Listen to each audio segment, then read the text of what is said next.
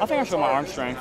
A lot of people don't think I have great arm strength, but I think I showed that pretty well today. What was it like to be on campus here at Ohio State? You just committed last week, and then you get to come and participate in a national camp right here at Ohio State's campus. Yeah, I committed on Tuesday, and then I got to come up with some of the top recruits in the nation on Saturday, and then I had a camp yesterday at the practice fields, and then another camp today on Ohio State's campus. So it was great to be in Columbus all weekend and hang out with the coaches on Saturday and be around Columbus after my commitment.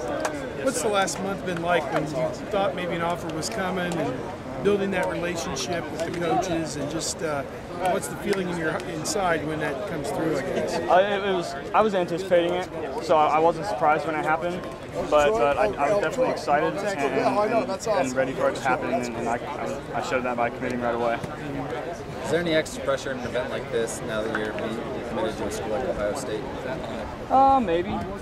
But you have to put that in the back of your mind and just have fun and have fun with the guys and get to know everybody and make friends. What are the coaches telling you out here? What do you want to work on? What are you doing well? Yeah, they were telling me that I need to get my arm up more when I throw, and that I need to keep my back leg down.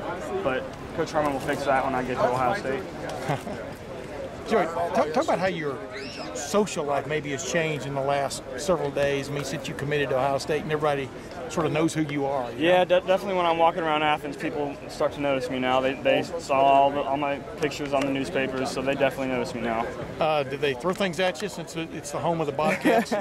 No, they were happy for me because most of them like Ohio State too, okay. If not more than the Bobcats. Do you feel now you're more of the role of the recruiter than the recruited now as one of the leaders of the class? Yeah, definitely. I'm the third commit, so I gotta get on the guys that are on the fringe and try to push them over the edge. Anybody you've been working on? I've been working on just about everybody that they're recruiting. Yeah, I was going to say, and plus you're the quarterback in the group. Do you feel more of a responsibility in that regard to have more guys jump on board, so to speak? I wouldn't call it a responsibility, but I definitely need to do it as the third commit, and I'm from Ohio, so I can definitely get some guys to commit to Ohio State.